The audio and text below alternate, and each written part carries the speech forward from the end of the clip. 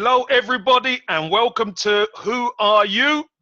And I've got to say, I'm pleased to be joined by Stephen Feehily. How are you, Stephen? I'm all right, Kev. I'm brilliant. Now I am. Well, you are now. Listen, you're living in, where are you? Are you in New Orleans? I'm right near New Orleans. It's called Kenner. It's like a 10-minute drive right out of New Orleans, get on the interstate. And yeah, it's not quite in the world famous New Orleans, but that's where the airport is. The airport's right down the street here. So right, okay. And in the background, I could see a lot of your Arsenal shirts. And that's a handful. And could you could you get that 89 T-shirt? I'm sure that's an 89 T-shirt behind you. Of course it is. Yeah, come on, get that 89 T-shirt. And have you got the new T-shirt that you? Yeah, you're a bit of a designer, right? Yeah. This is the 89 one. That is quite a few people have bought. I'm very proud of how it's turned out and how people are responding to it. I've ordered mine, by the way, if you didn't know. That's what you told me. I was like, I really wanted to get you one. I didn't want, like, they shouldn't pay for them. Like, I want to, like, give it. I want to hand it over. But I couldn't figure it out. I think we had the thing before with you tried to buy it from a US site, it wouldn't work. Yeah. And that's what triggered for me. I was like, I had to fix this because people are going to see it. Kevin Campbell's talking about it, and then Lee Dixon was talking about it. Yeah. I was like sweating. I'm like, I've got to do something about it. So like, I got the UK site set up, but before that, Mike had got some shirts, and I sent him over some shirts, and because he was going over there, and he said he was going to meet with you and Smith and a few others. I was like, oh, this is my dream come true. This is like, I was giddy, Kev. I was giddy, and then like a week or so after Mike landed, the virus hit, and then he went straight back to America. He got the first. Yeah, you had to shoot home. Yeah. But I was conflicted because I was about my thing, but at the same time, 100% understood why he did it. No problem with how he responded to it and what he did. You know, I was upset and annoyed because my thing didn't happen, but there was a global pandemic, so you know, I guess that trumps my thing. But it's all right. I mean, things will have a way of working themselves out. You know, it's not the end of the world. Yeah, well, but you had a T-shirt just before we get started. You had a T-shirt. You put a T-shirt on Twitter today. Have you got that with you? I don't, because my shirt. I have the design. I don't have the physical shirt because my shirt. I don't have the resources to like print the shirts myself. It's because like a lot of money. No, but you're doing it the smart way, yeah. Doing it like where another site does all the printing. It's all digital printing. It's on demand. So when someone orders it, they print and ship it, and then I just have to worry about the website and the design. So that one I'm gonna get up later today. So I had to put some feelers out, make sure I'm like doing the right thing with this shirt, and it's gonna be like any profit I would have made is gonna go straight to charity. It's either gonna be the Black Lives Matter charity, or there's one called Campaign Zero, which is basically, you know, get a police brutality and death of African Americans. Well, that's as good as any, isn't it, for right now? I tried it, like, you know, I had an idea. Like, I mean, it was late. I was like, ooh, will that work? And I sketched it out, and I showed my kids. I was like, if my eldest could read it, like read everything that was in there, then I'm good. And he did. So that's coming soon. That should be up later today or tomorrow. I got to make sure I'm able to get it so all the money goes to the right place. You know, I don't want any third parties, anyone picking at it, and try and find a way to get to the UK, because the one I have now, shipping to the UK is a nightmare, and you'll be paying customs on it. I don't want, and that's happened for the 89 shirt. A lot of people ordered it, especially after Dixon had it as his avatar on Twitter. People went nuts, and like, so people were ordering it, and then I couldn't get ahead of that. People were paying custom fees like crazy. And like, obviously, I'd be mad if I ordered a shirt and then paid shipping and paid like £10 extra on top of that. And I definitely don't want it to happen with a shirt that's supposed to be for a good cause. So yeah. I'm figuring out the UK side as well, because, you know, it's not just an American issue. You know? Well, Stephen, listen, you've been great with me, and you've done some fantastic designs for me, you know, off the cuff, and I really appreciate that. But we're Gooners, so let's talk Arsenal, mate. Let's talk Arsenal. So let's get going on the Who Are You series, right? How did you become a Gooner, Stephen? I had to like talk to my brother and my sister and make sure because I was like so young when like my fandom hit, because I was always, I'm an artist, I drew a lot, so that was really what I did more of. And so my brother would play a lot, my cousins would play a lot, and I was like in limbo. I watched the '86 World Cup, and like just that was when I fell in love with the game, like Maradona doing his thing. Yeah. Like, that's like, and that World Cup in general was brilliant. And then after that, you know, finding my feet, finding my teams. I had cousins in North London. I had some on my mum's side, some on my dad's side, and one of them lived right by the stadium. One of them lived just off a Holloway Road. And then when I was like 8, it was we'd go up there and they'd all be Arsenal this, Arsenal that, and I was like, "Is this my team? Is this my team?" It might be, and it felt right. But being from Leighton and a Leighton Orient fan, Yeah. that's my team by default. And like they had a good relationship with Arsenal. In Gent Bay, like loan players, you played there. No wonder I like you, Stephen. No wonder I like you. I'm an East London boy. I was East London boy. The O's were close to my heart. Close to my heart. Yeah, I was just, and then it just kind of came down to that, like, because once you get to, you like your local team, but then at a certain point, all your friends got the Premier, at the Division 1 teams, you got the bigger teams, you're like, I've got to get one, And I didn't really, no one else really was on my radar. People asked me why I wasn't a West Ham fan. I was like, I'm a Leighton Orient fan. I'm not going to support West Ham. No, not if you know, not in that part. No, not in that manner. But it's still rivalry, man. So I can't do that. And then, like I say, my cousins are really big into it. And like once I saw how much they enjoyed it, and then went by the stadium, and like both my cousins are like, because where they live, they were into it. And I was like, I think this is my team. I think it's it. And the first real season I got into was the '88-'89 season, and I was just like, yeah. So when was your first game then? When was your first game at Highbury? My first game came. It was 1990.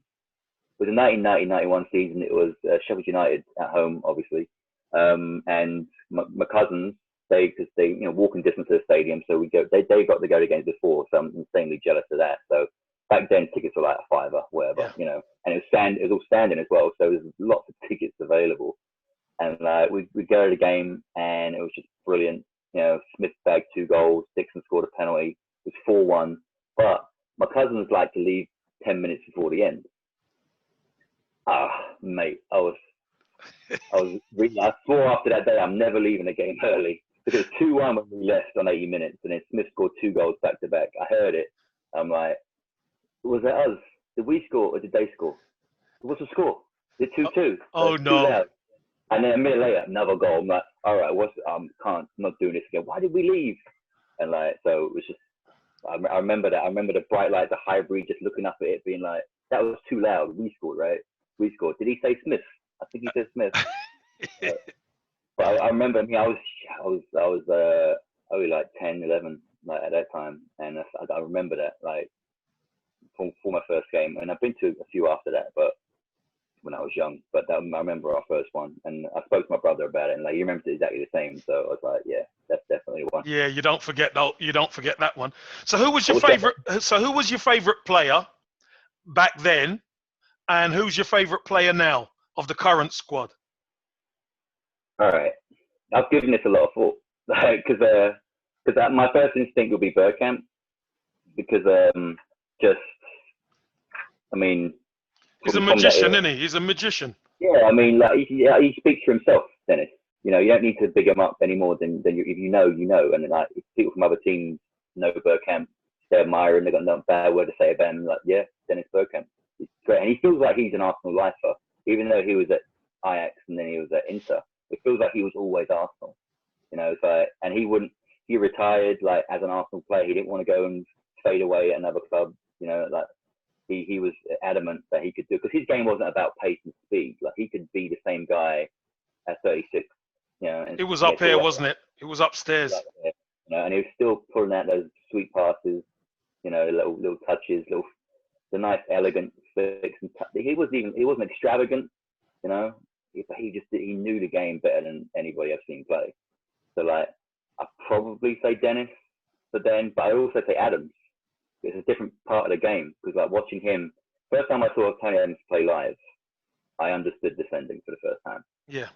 I was because it's not about on TV you only see the live stuff, the ball, the goals, the tackle, and that's great and you enjoy it. But when you watch it and you sit behind and you see Tony Adams manage that defense, organize, yeah, you don't see that on TV. And I saw how he anticipated movement. He tracked players. He marshaled his defense. I was like, I knew what defending was when I saw Tony Adams like in the flesh.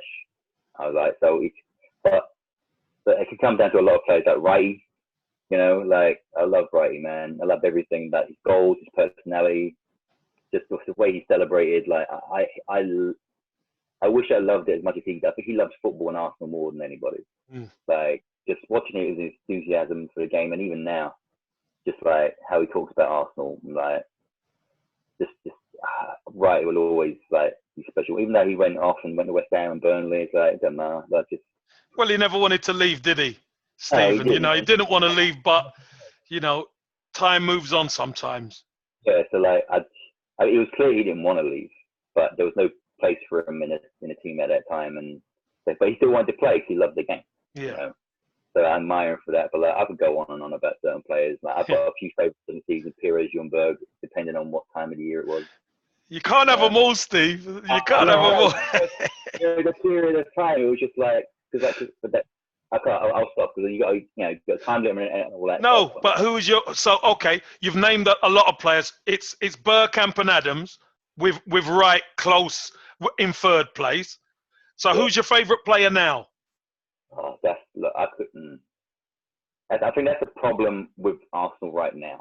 I think there's not really many standouts overall. Aubameyang's goal is great, but I'm still his commitment to Arsenal is still a bit dubious for me in terms of I think he's more into the money than he's about committing to the club long term. But when he's the only one, can you blame him now? Because Arsenal haven't shown the ambition that we're used to. Yeah, it's a different culture now with how players come in. Like you kind of nowadays you still want that old school commitment. You still want that player who would play for the badge and whatever. But now money's gotten so out of control. Money's a motivator now, and you wish it wasn't, but that's the modern game. And so, I like Aubameyang for what he contributes goals wise and everything else. But honestly, if I was going to pick one now, I'd pick Leno, just in terms of he's been an unsung hero last couple of seasons. Like he's been battered and bruised, like peppered, but he'll get criticised for his mistakes. But look at the 10, 20 saves he made right before that mistake. I feel like we'd be a lot worse off if we didn't have like Leno in there, just putting his body on the line. Just some of the saves he's made have been remarkable. So, and I don't normally go for the goalkeeper, but that's where Arsenal are right now. He's been the guy who's really stood out, and he won't always get all applauded. Goalkeeper, it's the glad of a goalkeeper. You make one mistake and then you get strung up. But yeah, I think right now I'd probably say Leno. Fair enough. That's fair enough. I think Leno's done a really good job, Stephen. I honestly do. I think Leno. Look, when he first came in, obviously Petr Cech was there, and he wasn't straight in. But I think he's grown into the position, and I think he's a fan favourite now. I think he is. If he just gets on with it, does his job. Very rarely posts on social media. Doesn't brag about anything. Very just sensible. Just a good, solid goalkeeper. There's no real drama around him, and I think he enjoyed. And I like a goalkeeper that like loves making saves, and I think he loves making saves. Yeah. Like I wish we could give him a few more clean sheets because I know that nothing matters more to goalkeepers than that. But next season, or with the rest of this season, we'll see. We'll see. We'll definitely see. So, Stephen, what's an Arsenal match day like in New Orleans for you? Well, for me, it's boring. It's boring, right? Because I wish I could say the same as Tiffany and say Finn McCall's this, Finn McCall's that, but with the two kids and everything, it's a little different for me. I try and get out that way as much as I can, but it's like a little bit, I have to drive out there. I don't want to drive out there if I'm going to be having an early Guinness, So I have to make that decision. But my actual mornings are mostly just waking up, putting on an Arsenal shirt and watching the game. It's alone. Yeah, I try and get like my oldest. So I'm trying to make him a Gooner, but he's on there. He's an Arsenal fan, so he's interested. Like he's naming most of the first team right now. But he goes off and he plays his game, so he's not quite there yet. But yeah, I just sit there and I'll just watch the game, and sometimes it'll be on like if it's a 6 a.m. game, I'll record it. Yeah. I'll wake up at 9, and then but it's a good thing I can fast forward some of the stuff, because if it's a bad game, I'm like, all right, I'm done. And I don't like that.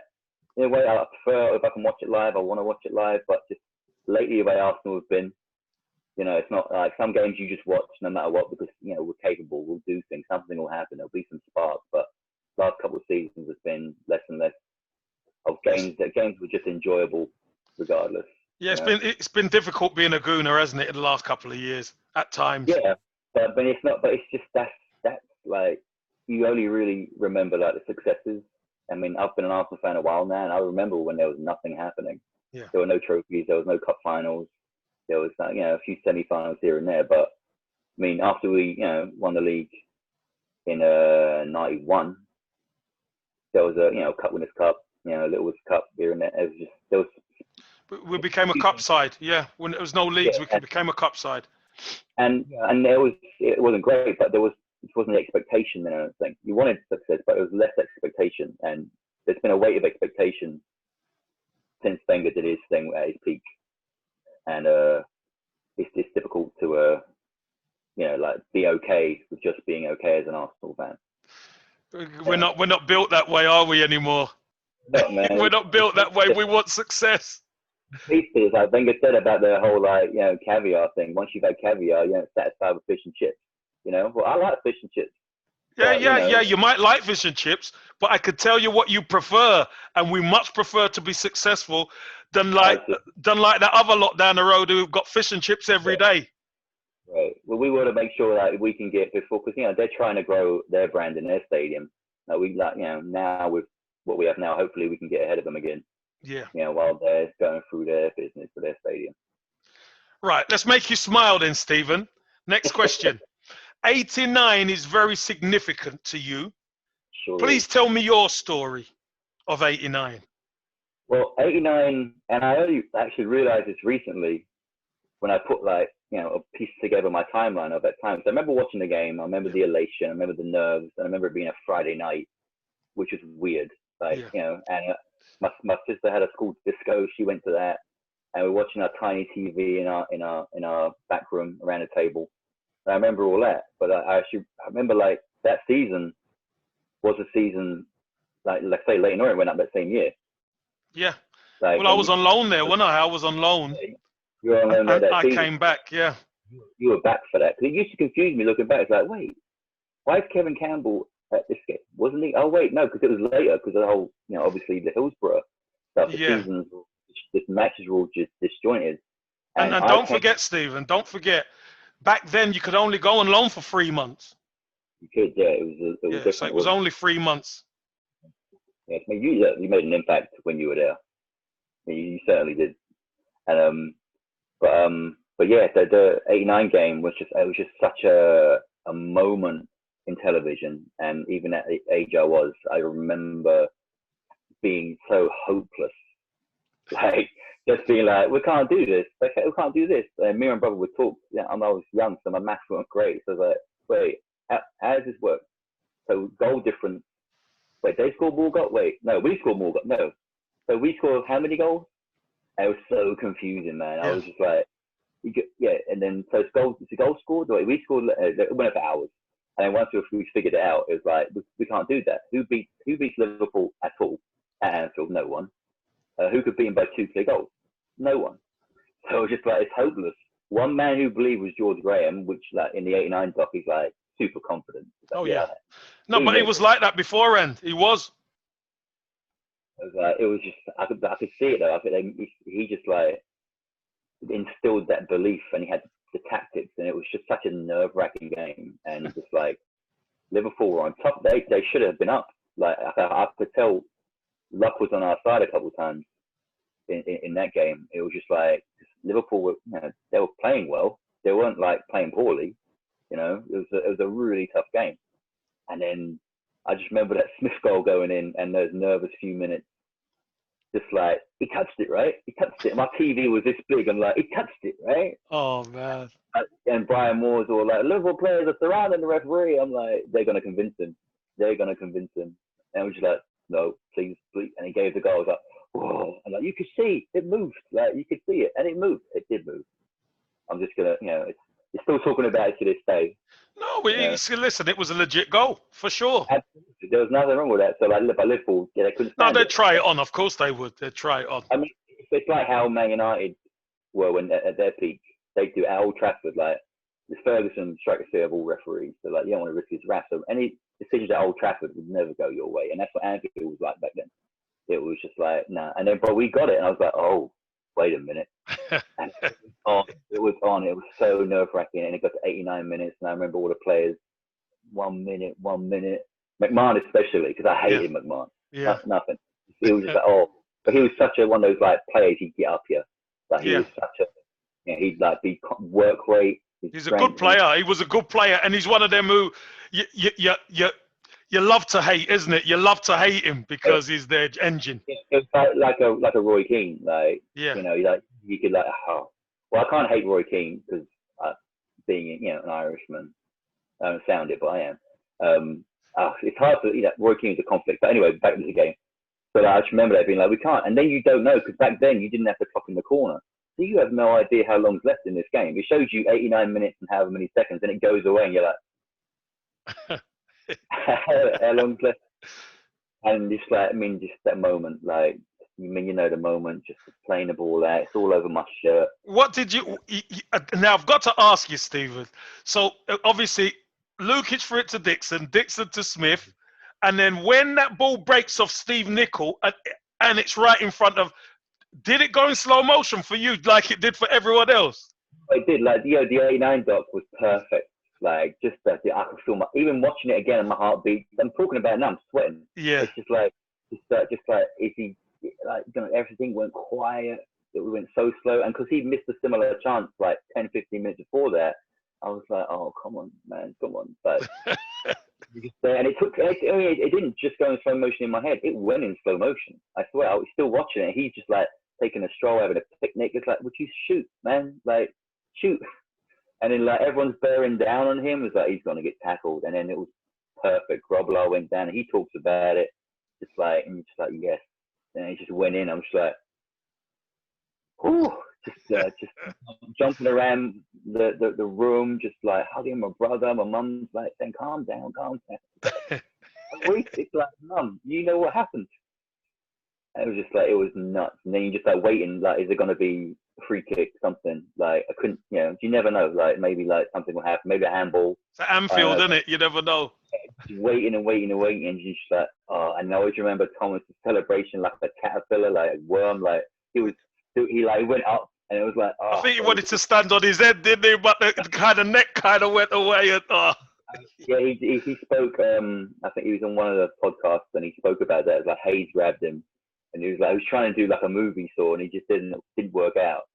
And it was like, but it was iconic now that like, he went up and Hayes grabbed him, and everyone grabbed him, and it was just like, oh man. And it was just, but then it was like, wait, we're still playing.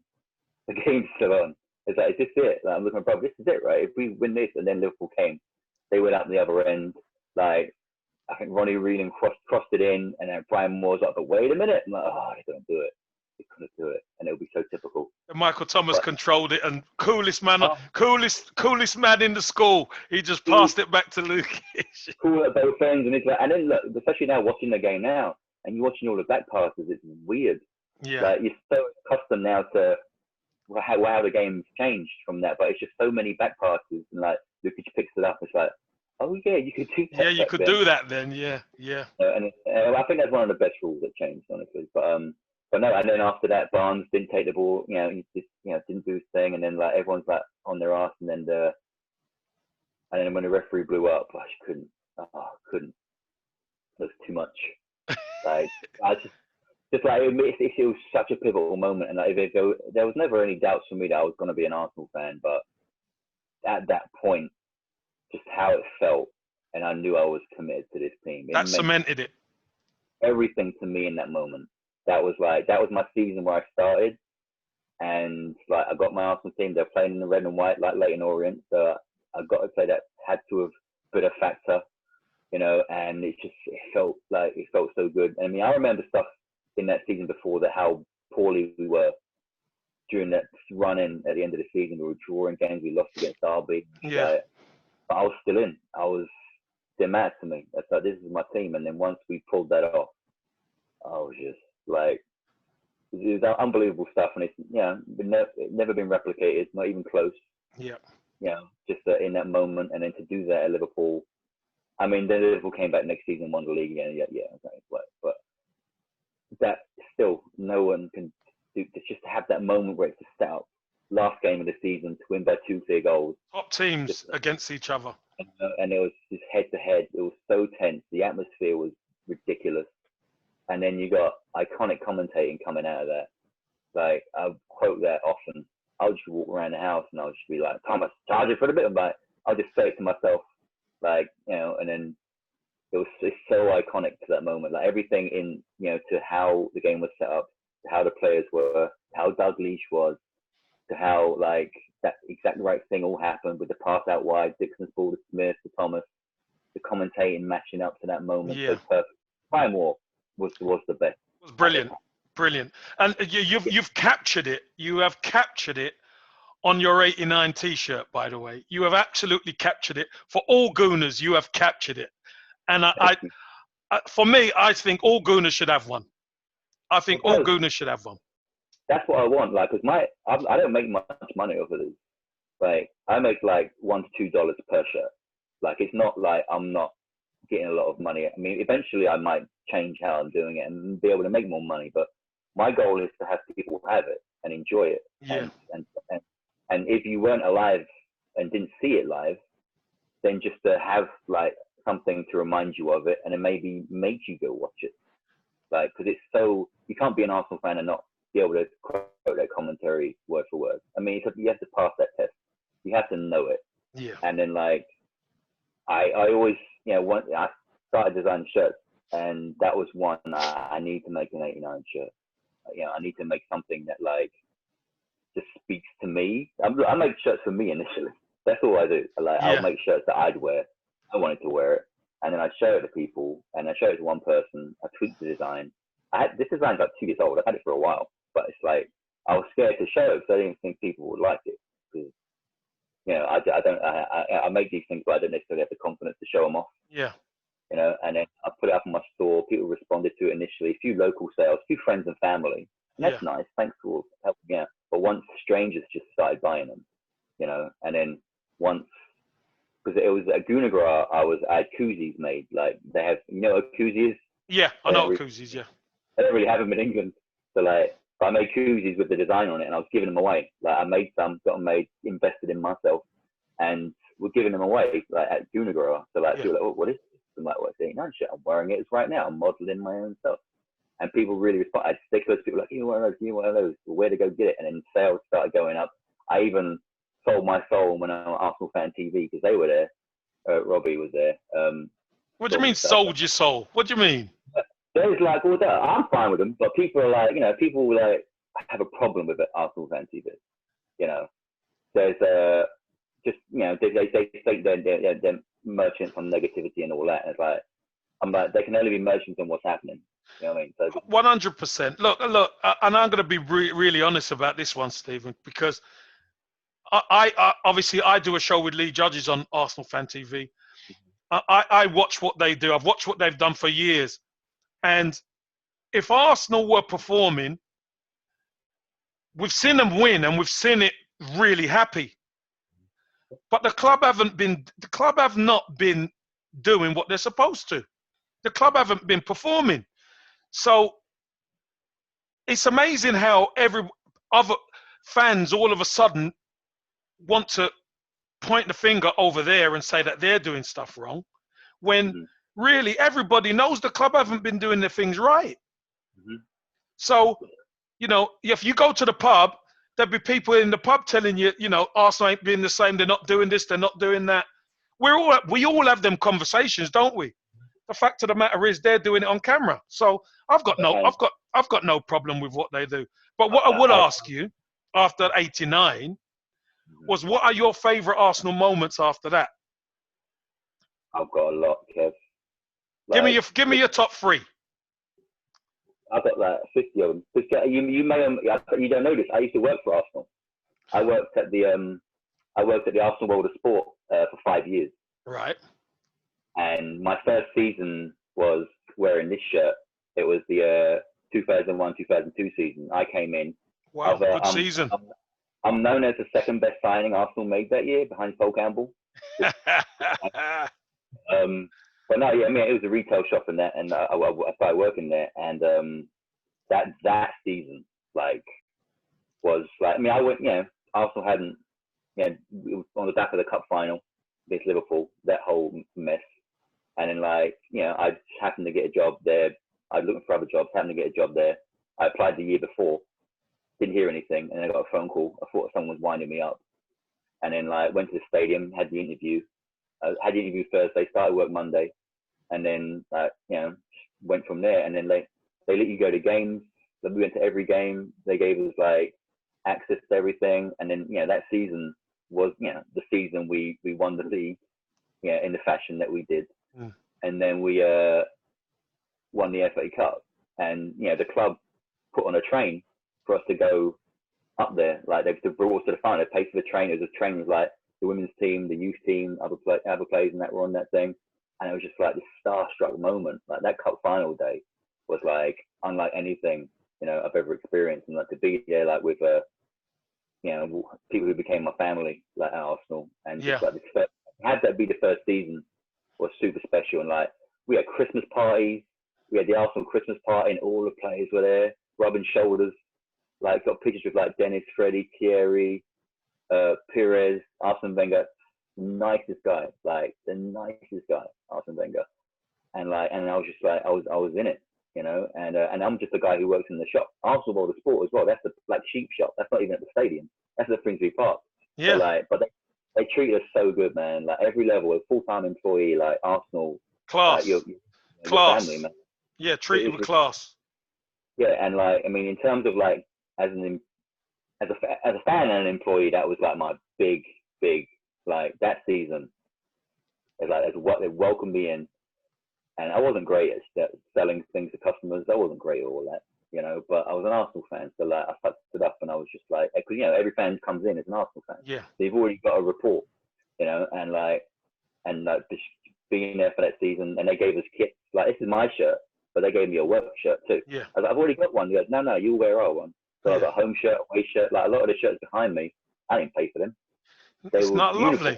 Yeah, lovely. Yeah, like, and then when I left, I'm like, I got to pay for shirts. I don't know what to do. Then I had to pick and choose, But no, that season for me, like just being a part of it, because I was at the club, so I was a part of it. And then Arsenal's success made an impact on your bonus, and like I'll get a bonus. I work in the shop. Why am I getting a bonus? Because Arsenal won a double, but we got a bonus.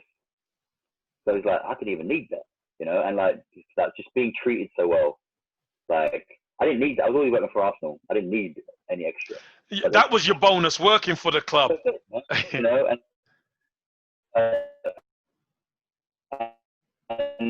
they it was family, and so like that's my big moment. But like and then the other one was the 97-98 season. It's another double, but that was a electric season. I feel like the 97-98 season, I like that more than the Invincible season. Like how that finished, like with Adam scoring his goal. Like once again, Martin Tyler, another legend in commentary. His commentary for that, and it was just like I watched that at home. My brother got 2 tickets to the game, bought his mate. Cheers. But I'm still that. You don't look happy about that, Steve. I'm still bitter. But he went to the game with his mate, and then and then Arsenal wrapped it up. They won it, and it was just like it was such a great game. The sun was shining.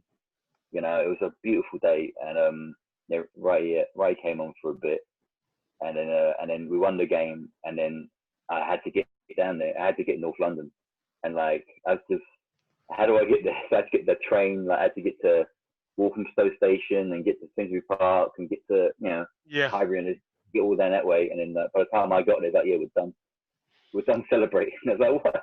We're going home. I was like, oh man, I can't do this no more. This isn't right. I missed everything. So like, I got to go to more games after. That was one of my things. I was like, I got to go to way more games after that. But I don't know, man. Like, besides like all my moments, one moment would be Freddie Ljungberg stole my haircut. I know this one. Well, this one too. But like, I started working and I put a red streak in my hair because I used to have blonde. I dyed my hair blonde. I used to dye it all the time. I put a red streak in my hair. I'm not saying he stole my hair, but he stole my haircut. He stole your haircut, your hairstyle. Well, yeah, my hairstyle, the red streak. But I had the haircut too. I had the mohawk and everything. Yeah. You know? I abused my haircut. But, oh well, that's an exclusive. Freddie stole my hairstyle. Yeah. On the back page of the Sun, he stole it. But nice one. But yeah, and then it's like there's like little moments as an Arsenal fan, like I always remember the Kanu hat trick against Chelsea in the rain. That was ridiculous. Like, I love Kanu, man, and that last goal he scored was stupid. And just like, yeah, ridiculous, wasn't it? Those moments of improbability, like the angles of like, you know, and Kanu wasn't known for like scoring from outside the box or anything. Like, he was always very much doing things tight and close, and like he just pulled off this masterclass in that moment against Chelsea, and I was just like, I always remember that, man. It was so good. And then hey, hold on, you can go forever here. I know you can, so I'm gonna cut you right there because we gotta get moving. So I know. So here's an important question, really. This was kind of the back end of his tenure. Do you think Arsene Wenger should have addressed the issues within the Arsenal squad? Because, you know, he had a fantastic first decade, sort of a dozen years. Mm-hmm. And then the last bit, yeah, he won FA Cups and stuff like that. And obviously this was the Emirates years now. Mm-hmm. But we know there was things lacking in that squad. Yeah. And Arsene Wenger spent money. Mm-hmm. And we never addressed the issues. Do you think he should have? Absolutely. He my thing, I love Arsene Wenger. I loved him. I love him. Nothing but respect for him. But there was a point where he got left behind by football. Like, once Chelsea money came in, you could see Chelsea money came in like 2004, 2005, and that was when we were last at our best. Like, we won the league unbeaten. It was beautiful. Yeah. Then there was this slow progression, whereas we were paying off the stadium. So we were like making cuts and, you know, doing shoestring stuff. I mean, Wenger was always good at plucking out young talent. Like superb, better than anybody for a while.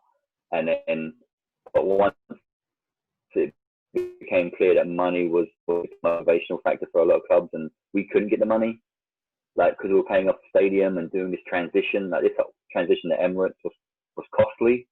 And I'm still not sure we settled in Emirates, but like, we were going one way and other clubs were going another. We were selling low, they were buying high.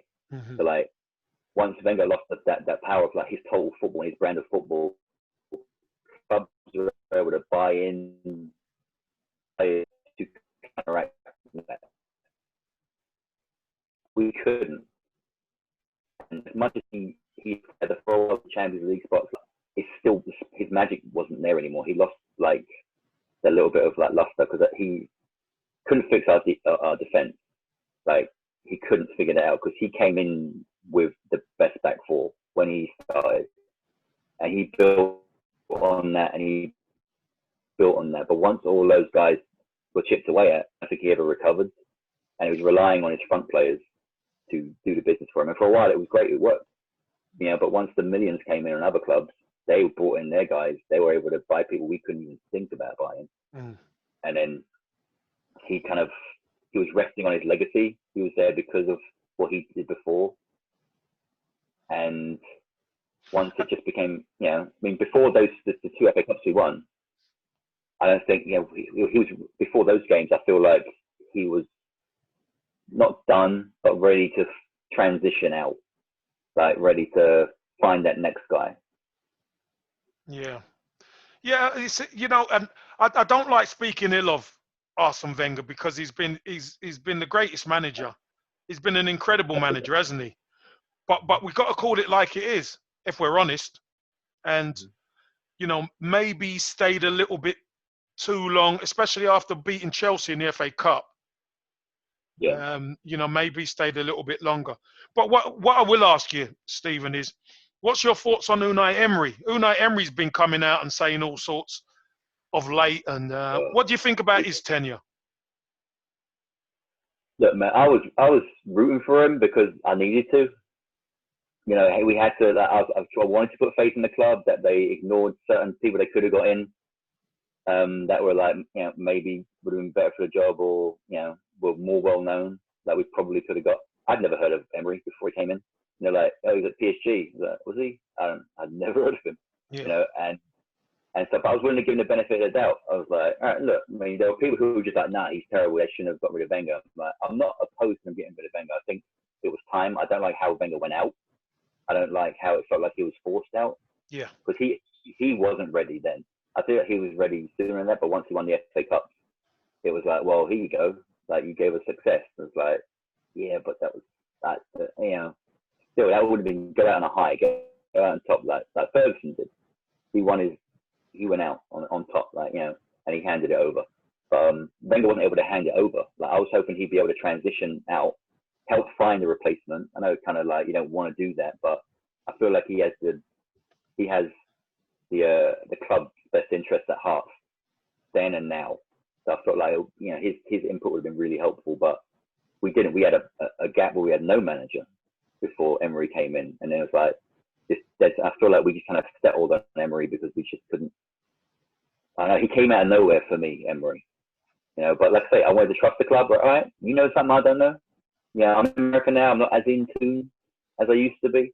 So you trust the club because you trust the club from day one. And initially it was all right. Even though people were like saying this, that, and the other. Like, I thought, like, you got to give him time, obviously, to settle. There's some language things as well. You got to give him time. And I thought you got to give him a season. See how he does. See who he brings in. And his first season had some moments, but there was not. It didn't feel right. But he just didn't. I don't think he got the players back in. I don't think any players believed in him. It's just like there was some talk about there being a confusion about his tactics. Players didn't quite understand what they needed to do, which I could believe. But at the same time, players should know what to do to an extent. A player should be able to still grab a game. Like, we were lacking captain. Look, I don't believe that one. I hear that's being said quite a bit, Steve, about players not understanding tactics. It's not rocket science. Come on, it's a game of football, and whether he can relay it or somebody else relays it, they will know what to do. The bottom line is we just haven't been good enough, Steve. We just haven't been good enough. And the back end of that season, his first season, said it. Yeah, it was definitely magnified. The faults that we had in the club, he wasn't the right guy to fix those because they were already there from the end of Arsene Wenger's time. Yeah. There was like this energy, and then Unai Emery didn't have it to fix that, get that mentality in there, and he's not that kind of manager. Yeah. Just going to be on the pitch. He says things about people not doing well in training, and it's like he's just making excuses. He just didn't have it. I have low animosity towards him. Yeah. Because he just did better with what he had. But then he comes out and says the things he's been saying. It's like, it's unnecessary. We're not talking about you anymore. It looks like sour grapes, doesn't it? It looks like sour grapes. So, Stephen, are you all in on Mikel Arteta? Of course I am, Kev. Of course I am.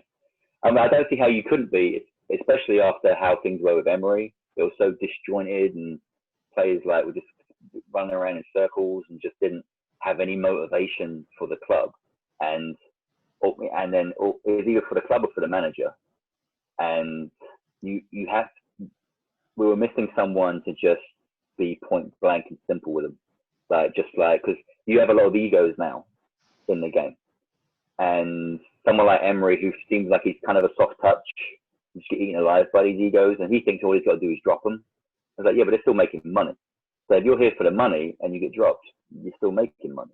So you're fine with that. So that's not really the way to handle those kinds of players, if that's what has been happening. I mean, like, if the chaos, like things like that will happen with Granit Xhaka, that would not happen now. With Arteta, he wouldn't stand for that. Like, and I don't think Xhaka would even attempt to respond that way, because Arteta has, as young as he is, he's always been this way. He's always been this firm, like, level-headed guy at Everton, at Arsenal. It's like his philosophy is keeping things simple, doing the fundamentals, and then finding your chances and taking your chances. And that's the kind of thing I feel like he's instilling in the club. Yeah. He's got to get that fitness up, which he's doing, because our players were gassed in like 60th minute, 70th minute. Yeah. And like, no. Like, when I was like, going to the pub and like eating kebab and doing whatever, I played 2 5-a-side games back to back. You could run around for 90 minutes. Like, I thought, as a professional player, you should not be gassed on 60, 70 minutes. Like, because like in that Chelsea, the cup final, like we worked for 60, 70 minutes, and then we just gave up, and then the game just got away from us. Yeah, but you see, what I will say about that is, Mikel Arteta is asking them to do things that are different than they're used to, and to be able to play at a high tempo with intensity, you have to be fit, because if you're not fit, you are going to come unstuck. And that's how they came unstuck against Chelsea in that Mikel Arteta's his first home game or whatever, where we looked great for an hour, didn't we? 65 minutes. But just obviously the fitness died and we just couldn't get around the pitch in the end. But against Manchester United, it looked better. So there's been that, and I think like you were hoping there will be that momentum now. Like, you see it, because you see my whole thing has been, I don't mind losing games and like, drawing or like, doing whatever. But if there's no effort, if the players aren't trying, then I have a problem with that. If you lose, but I can see you put it all in, then I hate the loss, but you tried, you put everything you could, you left it all out there. But if you can see players like strolling around, not covering, not tracking back, like not putting it in, you give away the ball, you go back and get that ball. There's a lot of like, just, I lost the ball, it'll come back to me eventually. And then people like not understand their positions, like just being like kind of immature in a way, and if you don't do those fundamental things, I'm not going to root for you. Like, I'm going to get mad at the defeat because it could have been avoided. And I feel like Arteta is going to try and get rid of that kind of stuff. Be like, you get forward, you get back, you get back, you get forward. Like just work hard, and all your tricks and flicks and your fancy stuff will come once you get the fundamentals in place. And that's what Arteta's philosophy is. I like that. So, listen, we're already at the last question here, Steve. It's gone really quick. Are we? No. Yeah, we are. What 3 things would you change or implement at Arsenal to improve the Arsenal, to make it better? You got 3 things. In terms of like on the pitch, or just in general? Well, whatever. Whether it's on the pitch, whether it's the club, whether it's you being in America, whichever. Doesn't matter. 3 things to make the Arsenal better.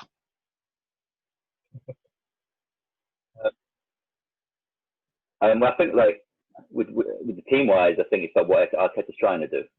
Like just get back to basics and like give have consequences to certain things, like just like you're gonna get dropped, you're not gonna play, you're gonna get fined wages, just like just not be too harsh on them, but like there needs to be like discipline, more discipline.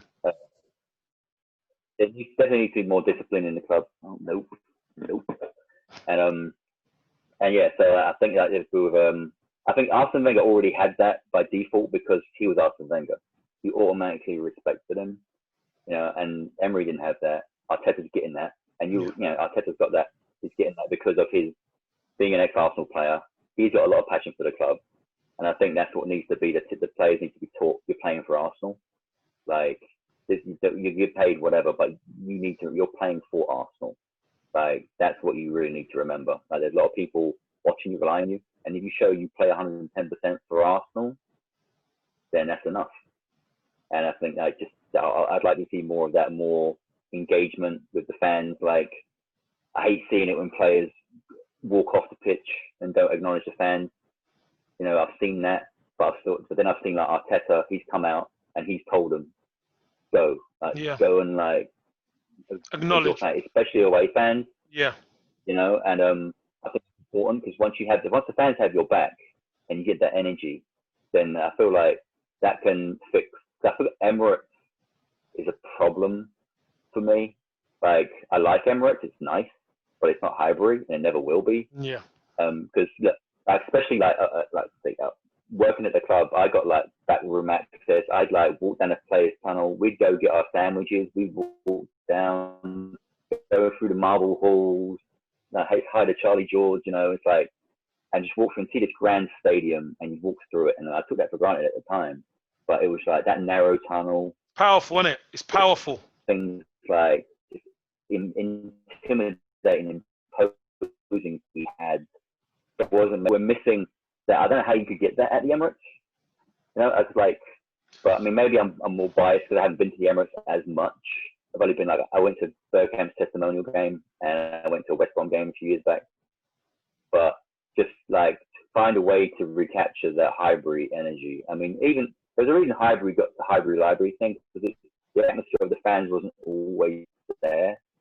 There were, you know, some moments, but just that stadium being so close, you know, and just being so intimidating, such a tight pitch, you know, I think we lost a lot of that spirit moving to the Emirates. I don't know why we did it. I understand it. It was necessary, and a lot changed with the club. With that, I think that's my main thing is that like a little bit of that soul is gone, and like so when being at the club, and you know, I said about the benefits we got working there. Once Arsenal moved to the Emirates, that sense of family, that stuff that they gave you, they took away. You don't get to go to as many games as you did before. Your uniform is now a polo shirt with staff on the back. And, you know, it's like then you felt more like an employee than part of a family. Yeah. So I think that's in general with Arsenal since that moment. But at the same time, I get it because you have to keep up. You know, football is not going to wait for you. You know, like you've got to be able to fill a seat. You've got to sell the merchandise. And yeah, but they were doing, Steve, look, they were doing that. They were doing that. And a few shirts to staff isn't going to break the bank. So, but you got one more. You got one more. But one more. One is the discipline. Two is the connection between the fans and the players. That feeling. What's the first? What's the last one? You know, that's a tough one. I think the last one will probably go all the way to the top in terms of the ownership. Just be more transparent about everything.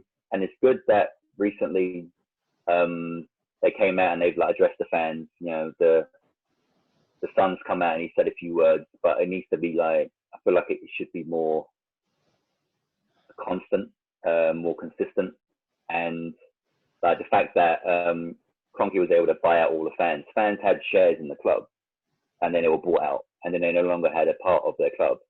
I think they should reverse that and allow fans to buy the club again, buy part of it. It may not mean anything like in terms of how they spend money, but the fans having that part of the club was like, once they lost that, a lot of guys had that for life. They've had that since day one. Yeah. And then they bought out without, they had no option. They couldn't say no. And I thought that was like the corporate side of it it's been for a long time. I think now it's gotten better, and it needs to keep getting better. Because for a while it was like you'd never hear from anybody. You hear about Usmanov and these guys trying to be, you know, the top dog, and then Usmanov bottled it and he sold all his shares, and then we were left with one guy, and then there was silence for the longest time until he came back out and was like, I'm buying everyone's shares. And then fans who had a part of their beloved Arsenal, and it is beloved, it means more to some of these guys than anything. and they all just had it ripped away from them. Yeah. And I'd love for them to find a way to let people own a part of Arsenal again, even if it's just like symbolic or whatever. But like, and they still have shareholders meetings, and they still have, they still have Arsenal like that. But I'm mixing with the fans. 2 and 3 are quite similar. I feel like, well, one is with the team connecting. One is with the team connecting, and the third part, obviously, is connecting with the hierarchy. So, very valid point, Stephen. And look, I've got to say thank you so much for giving me some of your time, mate. Really appreciate it. I love your designs. I love your artwork. I love what you do. As I said, I've ordered some of your stuff, and if you get that new T-shirt up, I'll order some of them as well. Thank you so much for coming on Who Are You, mate? And I hope you enjoyed it. You posted about how blast. Thanks, Joe. No, you're welcome. Give my regards to your missus and your boys, and you take care, mate. Will do, man. Thanks a lot. Thanks again. Cheers.